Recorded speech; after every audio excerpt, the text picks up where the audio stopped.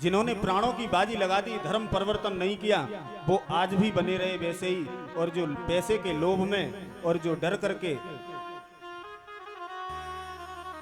अपने मार्ग को छोड़कर इधर उधर भटक गए, तो कोई कुछ हो गया, कोई कुछ हो गया। अनेक धर्म, अनेक पंथ प्रकट हो गए। और कलयुग में तो गोस्वामी तुलसीदास जी लिखते हैं, इन पाखंडियों ने दंभिन निजमति कल्प करे प्रगट कीन बहु पंथ। इन दंभियों ने, पाखंडियों ने अपनी मति के अनुसार बहुत से पंथ बना लिए। लेकिन जितना पुराना सनातन है, जब से सृष्टि है तब से है, आदि अनादि काल से। अज महाराज के कोई संतान नहीं।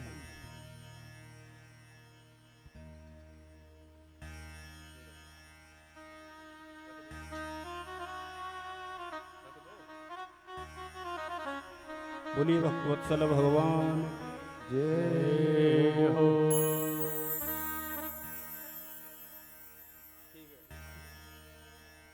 और ये हमारे सुखबीर चाचा जी के बेटे हैं विमल, भगवान के दरबार में अपनी हाजिरी लगाते हैं। ठाकुर जी से प्रार्थना है कि सुख शांति समृद्धि प्रदान करें। बोलिए गोविंद भगवान की जय हो।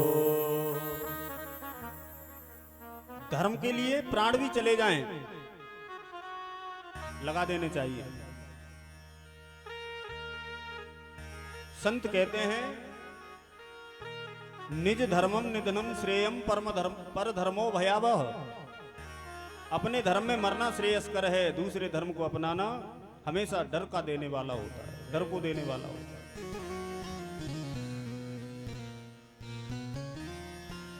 जिसका जो धर्म है, जिसका जो कर्म है, वही करना चाहिए। लेकिन आजकल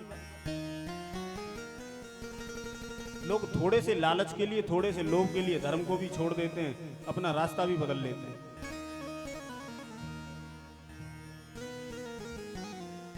और उसी का हम लोग कष्ट भोग रहे हैं।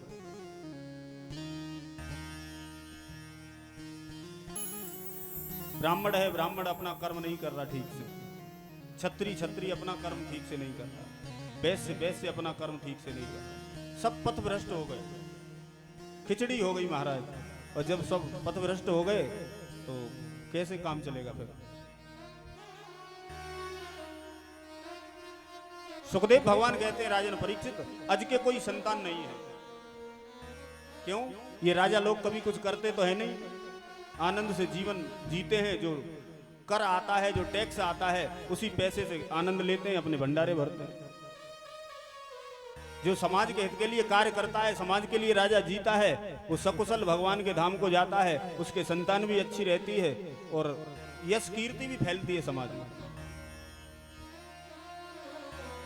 जो जनता के पैसे को अपने पेट भरने के लिए, अपना खजाना भरने के लिए, अपने ऐशो आराम के लिए खर्च करता है, उसे उसका परिणाम दुख के स्वरूप में अवश्य मिलता है।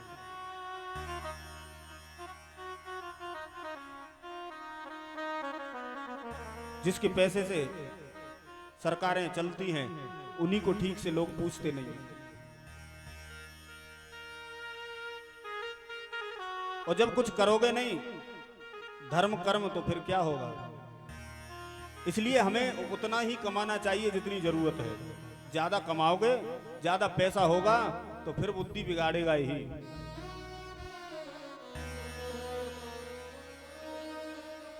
कमाने में ये ध्यान रखना चाहिए, ये पैसा जो आ रहा है कैसा है। कहीं मैं किसी को कष्ट देकर ये धन इकट्ठा तो नहीं कर रहा, किसी का पेट तो नहीं काट रहा, किसी मजदूर की मजदूरी को तो नहीं, उसके भाग को तो नहीं खा रहा। और सुखदेव जी कहते हैं, शास्त्र में वर्णन है राजन, जितना साल भर में व्यक्ति को कमाना चाहिए, उसका दशांश धर्म के कार्य में खर्च करना चाहिए। ये मत सोचना पंडित जी कह रहे हैं कि धर्म का काम मैं अपने लिए कह रहे हूं। शास्त्र कहता है जितना धन साल भर में एकत्रित करें, उसका 10वां हिस्सा हमें धर्म के कार्यों में लगाना चाहिए। मंदिरों के निर्माण कराओ, अस्पताल बनवाओ, गरीबों की सहायता करो, गरीब बेटियों की शादी में लगाओ, भगवान की कथा में लगाओ, अपने धर्म के लिए लगाओ, अपने देश के लिए लगाओ। कहने का भाव उसका दशांश हमें दान करना चाहिए। इससे धन की शुद्धि होती रहती है। ये राजा लोग तो गरीबों का खून चूसकर अपने भंडारे भरते हैं। सुखदेव जी कहते हैं राजन अज के कोई संतान नहीं। इनके यहाँ ब्राह्मण देवता गए कथा करने। कथा में राजा ने खूब धन दिया, दक्षिणा लेकर उस धन को लेकर महाराज घर पर आए। ब्राह्मणी बड़ी वैष्णव थी, पूजा पाठ करने वाली। और माताएं तो वैसे भी तीव्र बुद्धि वाली होती हैं। पूछा कहां से आए हो? बोले आज महाराज के यहाँ गए थे देवी, इतनी व्यवस्था हो गई है, महीने 6 महीने कहीं जाए ना तब भी गुजारा होता रहे। बोले किन के यहाँ? बोले आज महाराज के यहाँ। बोले ये धन उनका, उन्हें वापस करके आओ और कहना तुम्हारे पास तुम्हारी मेहनत की कोई कमाई हुई हो वस्तु, उसे दे दो हमें दान में, उसे लेंगे। पंडित जी गए, महाराज के सामने प्रस्ताव रखा। महाराज ने कहा हमारी तो 7 पीढ़ियों ने कुछ नहीं किया और इतना खजाने में है कि 7 और आराम से खा लेंगे, हमने कुछ किया ही नहीं आज तक, कभी मेहनत की नहीं, कहां से दे मेहनत की कमाई? तो ब्राह्मण देवता ने कहा महाराज आप अपनी दक्षिणा रख लो, हमें नहीं चाहिए।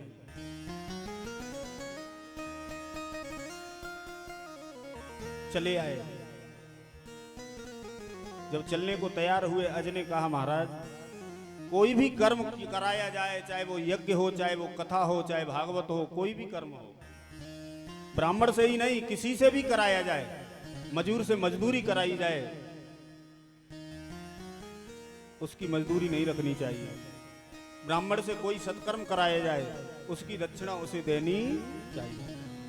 जब तक दक्षिणा नहीं दी जाती कोई भी कार्य करा के, तब तक वो संपन्न माना नहीं जाता। अज ने हाथ जोड़े, महाराज मेरे पास मेहनत की कमाई हुई अभी कोई वस्तु नहीं है, तुम फिर आना 2-4 दिन बाद, व्यवस्था करूंगा। सुखदेव भगवान कहते हैं आज महाराज को नींद नहीं आई कि ब्राह्मण की दक्षिणा। रात्रि में फटे पुराने वस्त्र धारण करके नगर में निकले। सामने देखा कोई आ रहा है, उसने महाराज को रात्रि के अंधेरे में नहीं पहचान पाया। क्यों? शरीर पर राजसी वस्त्र थोड़े ही पहने हैं, मजदूर जैसी वेशभूषा बनाकर राजा रात्रि में निकले। एक कोलू चलाने वाला आ रहा था सामने से, उसी से भेंट हो गई। उससे पूछा भैया कहाँ जा रहे हो? अरे जा कहाँ रहे हैं, आज रात्रि में हमारे बैल की कुछ तबीयत खराब है, अब आज कोलू नहीं चलेगा, कल हमारे घर की व्यवस्था कैसे चलेगी? बोले हम चलाएंगे कोलू। रात भर राजा ने जाकर के कोलू चलाया। सुबह टका रुपया मिला उसको, सुबह जल्दी ही आ गए अपने घर। फिर ब्राह्मण देवता आए, बोले महाराज मेरी मेहनत की कमाई हुई चीज है, वो मैं तुम्हें दे रहा हूं, ये मेहनत से मैंने कमाया है, ये दक्षिणा के रूप में आप रख लो। वो दक्षिणा के रूप में राजा ने दी। ब्राह्मण देवता लेकर गए, गुस्से में कहा लो इतना माल दिया था राजा ने, तुमने वापस करा दिया, अब ये रुपया दिया है, क्या करोगी इसका?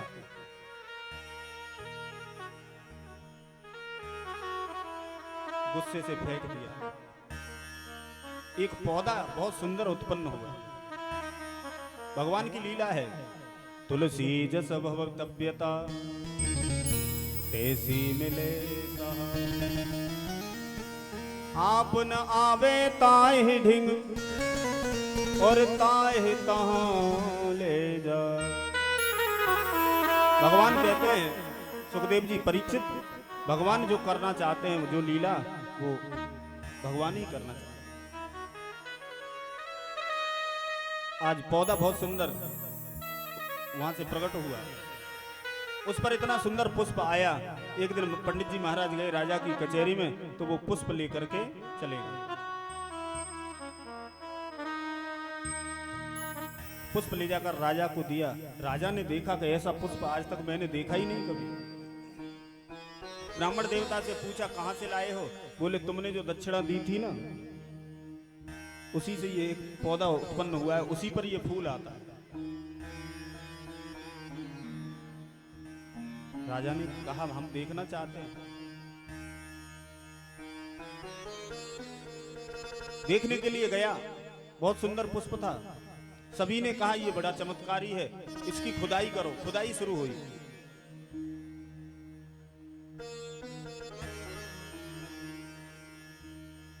भूमि को खोदा गया, रथ निकला, सोने चांदी से भरा हुआ है।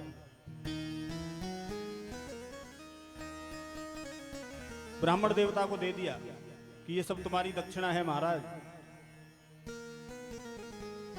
ऐसे करके 8 रथ निकले, फिर 9वां रथ निकला, उसमें एक कन्या निकली। कन्या राजा ने ले ली, कहा मेरे कोई पुत्र नहीं है, कोई संतान नहीं है, इस कन्या के सारे ही जीवन जी लूंगा। ब्राह्मण देवता ने कहा ठीक है, रख लो महाराज, आप ही रख लो। कन्या राजा को दे दी। फिर खुदाई हुई महाराज, 10वां रथ निकला जिसमें सुंदर लाला लेटा है। फिर राजा ने हाथ जोड़े। पंडित जी बोले चिंता मत करो, तुम ही रख लेना, तुम्हारे कोई संतान नहीं है, तुम हमारे यजमान हो और हमारे पास तो बहुत है। वो कन्या, वो पुत्र, और दे दिए। सुखदेव जी कहते हैं परीक्षित 10वें रथ में निकले तो उनका नाम पड़ा दशरथ। धीरे धीरे समय व्यतीत हुआ, बड़े हुए।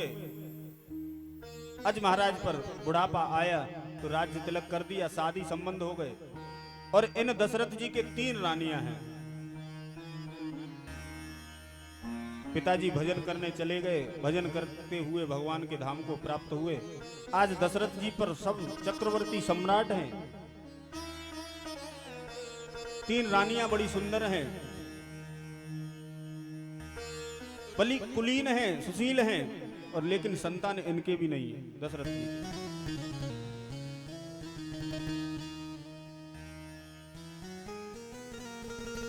एक बार देखा,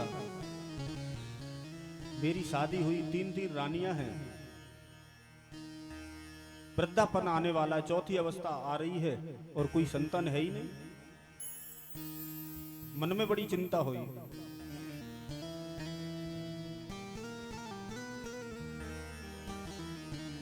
गोस्वामी तुलसीदास जी रामचरितमानस में लिखते हैं, बड़े दुखी हुए एक दिन बैठकर।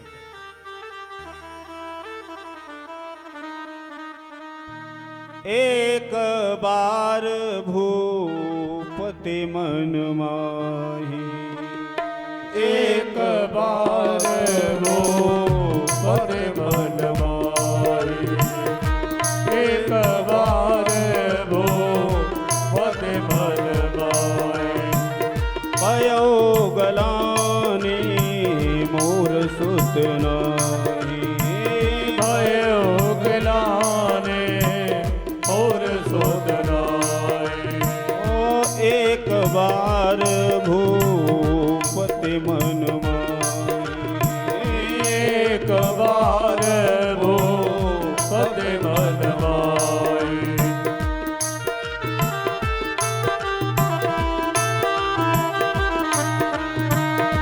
एक बार भूपति मन माही।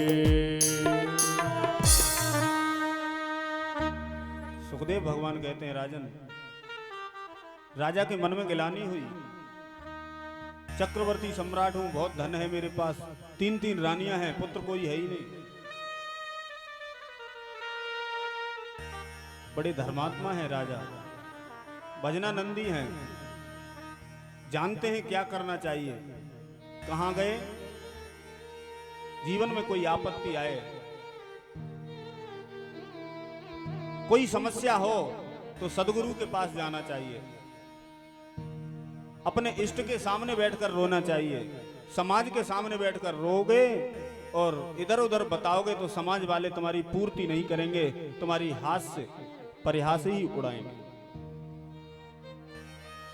दशरथ जी कहां गए, गुरु जी के पास। मन में गिलानी हुई, चिंता हुई, पुत्र नहीं है, क्या करूं, तो गुरु जी के पास गए। गुरु जी से प्रार्थना करते हैं, गुरु गृह गए ओ तुरत महिपाला, चरण लागे कर विनय विशाला। चरणों में माथा रख दिया, हाथ जोड़े, आंखों में आंसू हैं। वशिष्ठ जी ने कहा क्यों रोते हो, बोले पुत्र चाहिए।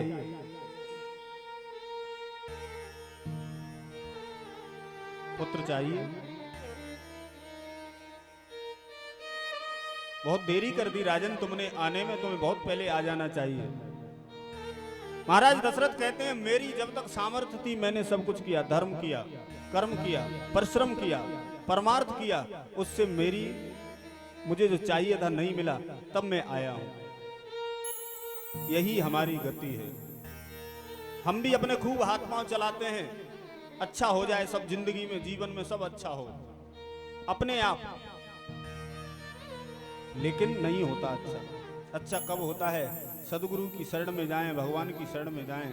उन्हीं की जब तक कृपा नहीं होगी जीवन में, तब तक कुछ अच्छा होगा नहीं। गुरुजी कहते हैं तुमने बहुत देर कर दी आने में, तुम्हें बहुत पहले आ जाना चाहिए था। बोले गुरुजी क्षमा चाहता हूं, लेकिन अब आया हूं तो खाली हाथ जाऊं। दशरथ जी से कहते हैं गुरुजी तुम उठो, अपना सर उठाओ मेरे चरणों से और चिंता मत करो, मेरे पास आए हो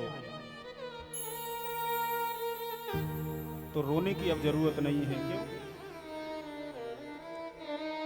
कि धरो धीर होए हैं सुतचारी, त्रिभुवन वेदेत जगत भय हारी। बोले तुम एक पुत्र की कामना लेकर आए हो, मैं आशीर्वाद देता हूं, 4 पुत्र होंगे। धैर्य धारण करो, उठकर बैठो। मैंने कहा था ना कि गुरु मेहरबान तो चेला पहलवान। गुरु की कृपा हुई और कह दिया तुम एक पुत्र की कामना लेके आए हो, तुम्हारे यहाँ 4 पुत्र होंगे। धरो धीर होए हैं सुत चारी। बोले कैसे होंगे? बोले अब तुम्हें कोई चिंता करने की जरूरत नहीं है।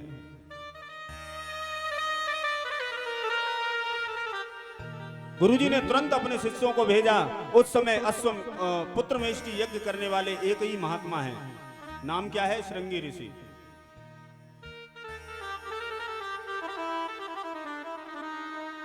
श्रृंगी ऋषि को बुलाया गया। गोस्वामी तुलसीदास जी लिखते हैं श्रृंगेर से वशिष्ठ बुलावा, श्रृंगेर से वशिष्ठ बुलावा, श्रृंगेर से वशिष्ठ बुलावा, श्रृंगेर से वशिष्ठ बुलावा, श्रृंगेर से वशिष्ठ बुलावा, पुत्र काम शुभ यज्ञ करावा, पुत्र काम शुभ यज्ञ करावा, पुत्र काम शुभ यज्ञ करावा, पुत्र काम शुभ यज्ञ करावा, पुत्र काम शुभ यज्ञ करावा। जब शिष्य दुखी देखा तो गुरुजी ने संत को बुलाया, श्रृंगी ऋषि को बुलाया, एक यज्ञ का आयोजन हुआ। कौन सा यज्ञ? पुत्र मेष्टि यज्ञ। उस समय केवल श्रृंगी ऋषि जानते थे करना, और तो बड़े भाव और भक्ति के साथ। कैसे यज्ञ करना चाहिए? भाव और भक्ति के साथ में। ये नहीं आफत नहीं टालनी चाहिए। कोई खड़े होकर ही स्वाहा कर रहा है, कोई उकरू बैठ के स्वाहा कर रहा है, कोई बिना आसन के स्वाहा कर रहा है। ऐसा यज्ञ तुम्हें कोई फल देने वाला नहीं है। कैसे यज्ञ किया? भक्ति और भाव से। गोस्वामी तुलसीदास जी लिखते हैं भगते सहित मुनि आहुति दीने, प्रगटे अग्नि चरु कर लीने। भक्ति के साथ में आहुति लगाई तो अग्निदेव स्वयं प्रसन्न प्रकट हो गए, और प्रसन्न होकर क्या लिए हैं? प्रगटे अग्नि चरु कर लीने। खीर का पात्र, तस्मई का पात्र कटोरे में है, प्रकट हो गए।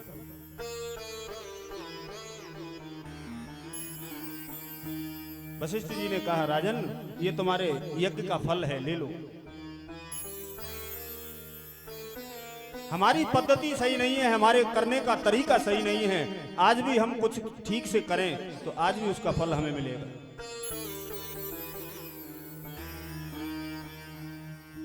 ये कर्म भूमि है जहां हम लोग रहते हैं। जैसा कर्म करते हैं उसका फल हमें परिणाम के स्वरूप मिलता है, मिलेगा जरूर। 1 रुपया खर्च करोगे तो वापस मिलेगा आपको। किसी को गालियां दोगे तो गालियां मिलेगी। किसी की भलाई करोगे तुम्हारी समाज में भलाई होगी।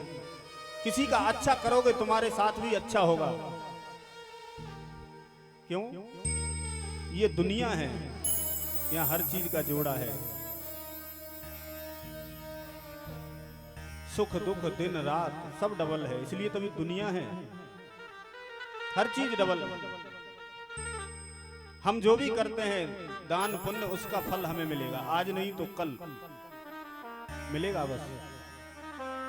इसलिए हमें हर चीज का दान करना चाहिए। कथा आती है, कर्ण हमेशा सोने का दान करता था, ऊपर जब गया भोजन में सोना ही परोस दिया गया। कर्ण बोला इसका क्या करूं? बोले इसी को खा लो। अरे अन्न खाया जाता है, सोना थोड़ी खाया जाता है। बोले तुमने अन्न का दान कभी दिया नहीं किसी। अन्न दान करोगे अन्न बढ़ेगा, सोना दान करोगे सोना बढ़ेगा, और किसी को गाली दान करोगे तो गालियां मिलेंगी। बोलो जय सिया राम, जोर से बोलो जय सिया राम।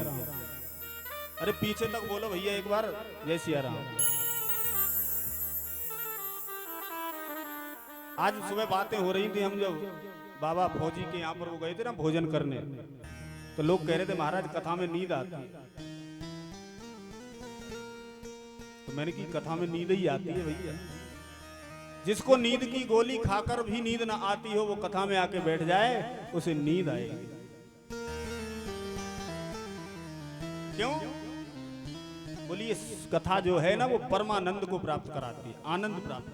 शरीर में कोई कष्ट हो तो नींद आएगी? बताओ तो। शरीर में कोई पीड़ा हो, बुखार हो, कहीं दर्द हो रहा हो। और ये SBS इंटर कॉलेज के हमारे पीछे अध्यापक बैठे हैं सब, और ये भी वही काम करते हैं। ये मास्टर साहब बैठे हैं, ये सब छोटे छोटे बच्चों को इस काबिल बनाते हैं कि माता पिता की सेवा करें, और ये सब इनकी तरक्की हो। वो भी यही काम करते हैं। वो छोटे छोटों का करते हैं, हम बड़े बड़ों का करते हैं। काम वही है। सुखदेव जी कहते हैं राजन, शरीर में कोई कष्ट होगा तो नींद नहीं आएगी, चैन नहीं मिलेगा। शरीर में कोई कष्ट नहीं होगा तो आराम से सो जाओगे। कथा क्या है? बोले दुख दूर करने वाली है। अशोक वाटिका में मैया संतप्त बैठी हैं, राम जी की याद में रो रही थी, तो हनुमान जी ने क्या किया? हनुमान जी ने राम जी की कथा सुनाई।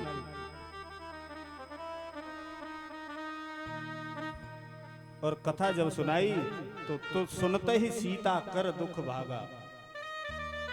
जो सीता ये कह रही थी त्रिजटा से, मैया मैंने ये चिता बना ली है, तुम कहीं से अग्नि ले आओ, मैं इसमें जल के मर जाना चाहती हूँ। राम जी तो अब आने वाले हैं नहीं। जीवन में कोई भी कष्ट हो, कथा सुनोगे तो कष्ट की निवृत्ति होगी। मैया चाहती है मर जाऊंगी मैं, और अग्नि लाकर दे दो। त्रिजटा से कहती हैं, त्रिजटा ने कहा निशन अनल मिल सुन सुकुमारी, अस कै सो निज भवन सिधारी। त्रिजटा ने कहा बेटी रात्रि में अग्नि तो मिलेगी नहीं, और तुम चिंता मत करो, ऐसा समझा कर चली गई। हनुमान जी ने देखा मैया दुखी हैं, तो भगवान की कथा सुनाई, वो कथा सुन करके दुख दूर हो गया। हम लोग भी कथा में आते हैं तो कथा सुनते हैं तो आनंद में इतने मग्न हो जाते हैं तो नींद आ ही जाती है।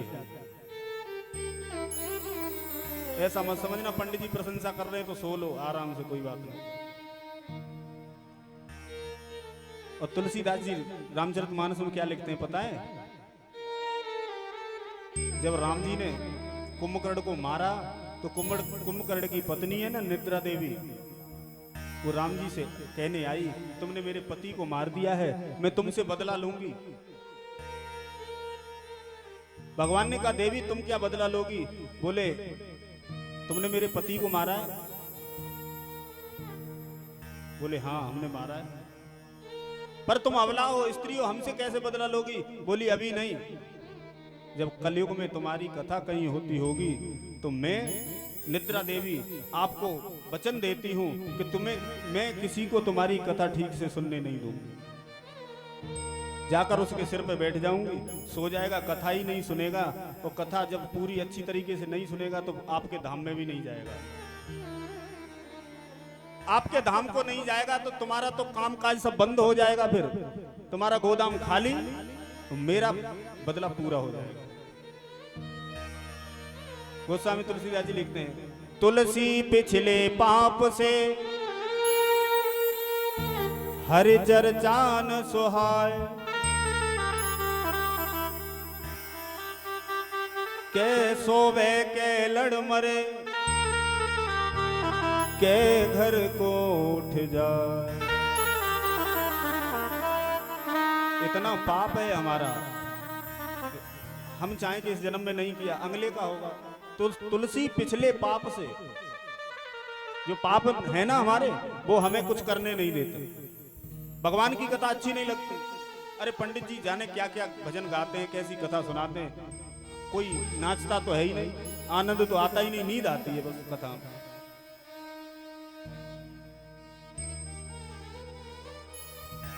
ये क्या है? हमारे पाप हैं जो हमें भगवान की कथा से वंचित करते हैं।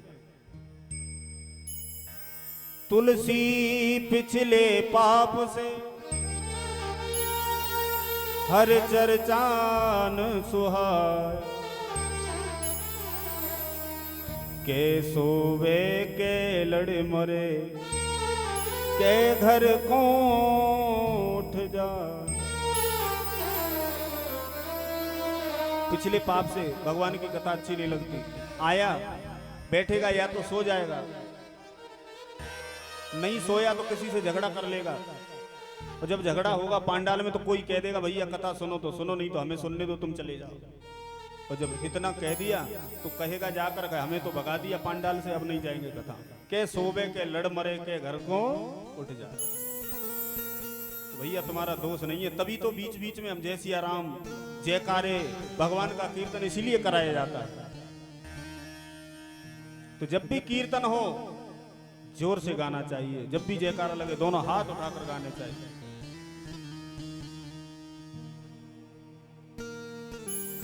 गोस्वामी तुलसीदास जी भी लिखते हैं, भगवान की कथा में, भगवान के कीर्तन में क्या करना चाहिए कि राम कथा सुंदर करतारी, राम कथा सुंदर करतारी, राम कथा सुंदर करतारी, राम कथा सुंदर करतारी, राम कथा सुंदर करतारी, संजय बेहग उड़ावन हारी, संजय बेहग उड़ावन हारी, संजय बेहग उड़ावन हारी। राम कथा सुंदर करतारी। कथा में जब भी कीर्तन हो तो ताली बजाकर करना चाहिए। जैसे ताली बजाने से किसी वृक्ष पर पक्षी बैठे हों, ताली बजा दो तो उड़ जाते हैं ना, वैसे ही हमारे हृदय में जो पाप रूपी पक्षी बैठे हैं, लोभ, मोह, मद, मत्सर, ईर्ष्या, दूसरे के प्रति ये सब भरा पड़ा है ना। जब हम ताली बजाकर कीर्तन गाते हैं तो हमारा अंतःकरण पवित्र हो जाता है, पाप रूपी पक्षी निकलकर चले जाते हैं। सुखदेव भगवान कहते हैं, राजन परीक्षित, आज अग्नि देवता स्वयं प्रकट हुए, प्रसाद दिया।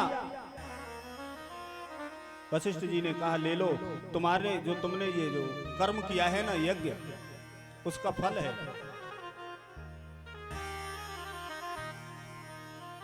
ले लिया, क्या करूं? गुरुजी ने कहा तीनों रानियों को इसका भाग करके खिला दो। तीनों रानियों को उस खीर का प्रसाद दिया गया जो यज्ञ से निकली हवि।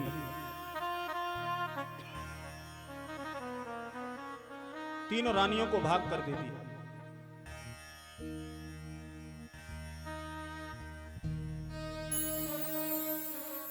सुमित्रा जी पर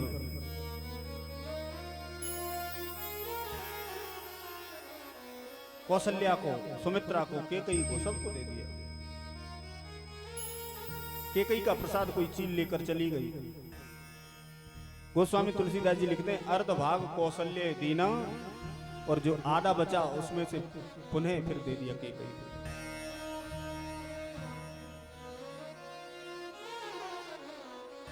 अब महाराज बड़े प्रसन्न हैं, भगवान का भजन करते हैं।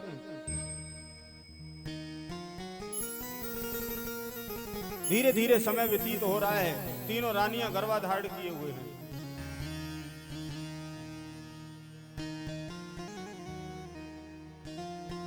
गोस्वामी तुलसीदास जी लिखते हैं समय आया कौन सा? नौमी तिथि मधुमास पुनीता, नौमी तिथि मधुमास पुनीता, नौमी तिथि मधुमास पुनीता, नौमी तिथि मधुमास पुनीता, शुक्ल पक्ष अभिजित शुक्ल पक्ष अभिजित हरि प्रीता, नौमी तिथि मास पुनीता, ओ नौमी तिथि मधुमास पुनीता।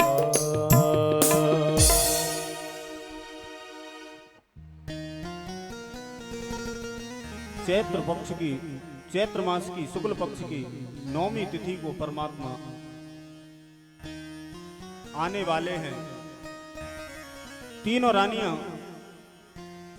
गर्भधारण किए हुए हैं।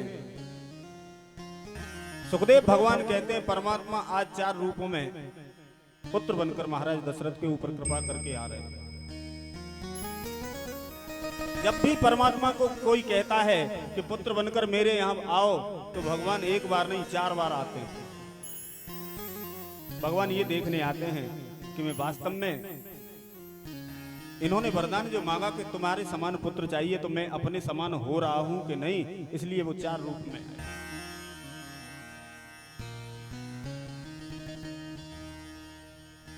सभी माताएं आनंदित हैं, चेहरे पर दिव्य तेज है। क्यों? तीनों लोकों के नाथ आज लीला करने के लिए आने वाले। महाराज दशरथ बैठे हैं आनंद में, इंतजार में, नारायण नारायण का जाप कर रहे हैं।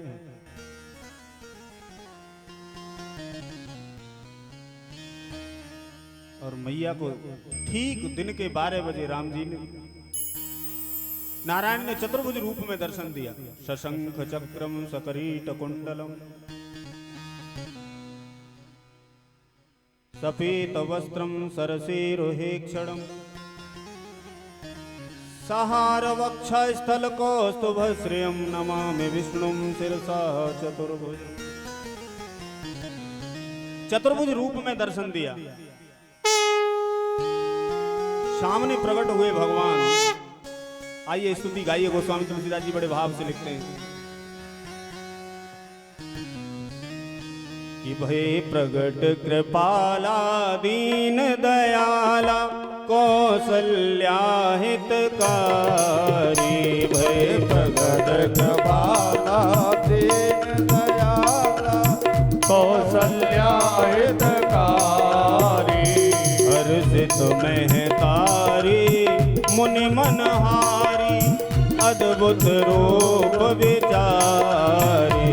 हर्षन अभिरामी तनु घन श्यामा निज आयत भुवचारी। सभी लोग आइए। भूषण बनमाला नयन विशाला शोभा सिंधु करारी कहे तुई कर जोरी स्तुति तोरी तजो तात यह रूपा की जैसे सुलीला अति प्रिय शीला यह सुख परम अनूपा माता पुण्य बोले तो मत डोली तजो तात यह रूपा की जैसे सुलीला अति प्रिय शीला यह सुख परमय रूपा भय प्रगट कृपाला दीन दयाला कौसल्या हितकारी तारे मुनि मनहारी अद्भुत रूप विचारी दुख सागर सब गुण आगर जय गावे सुत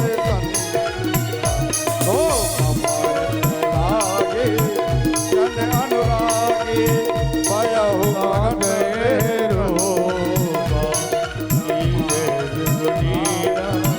अति प्रिय शीला के सुख परमय लोका सुनि बचन सुजाना रोदन ठाना होए बालक सुर भूपा ये चरित जिगावे हरि पद पावे तेल परे भव कोपा। गोस्वामी तुलसीदास जी लिखते हैं भय प्रगट